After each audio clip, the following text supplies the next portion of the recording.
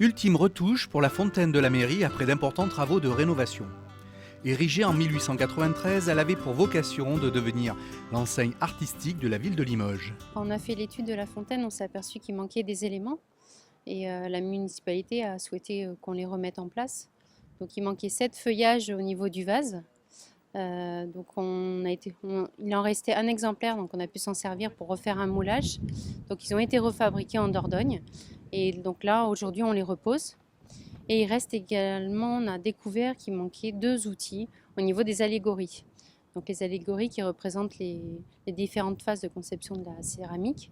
Avec le conservateur de la DRAC, nous avons retrouvé des anciennes photos d'origine et l'entreprise a recréé ces éléments d'après les photos. La façade de l'hôtel de ville ainsi que la fontaine sont inscrits au titre des monuments historiques et donc c'est pour cela que je suis le chantier et que je supervise pour conseiller et, et faire en sorte que la restauration se fasse dans les meilleures conditions possibles.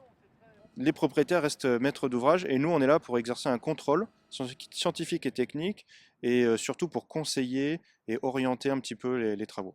Et on va comparer avec la photo pour que ce soit bien remis comme c'était avant. Là, il n'y a pas d'agrément pour les entreprises monuments historiques. En fait, c'est le maître d'œuvre, l'architecte, qui recrute les entreprises. Donc, quand il y a un architecte, c'est lui qui valide la compétence des entreprises. Et nous aussi, on contrôle un petit peu la qualification des entreprises.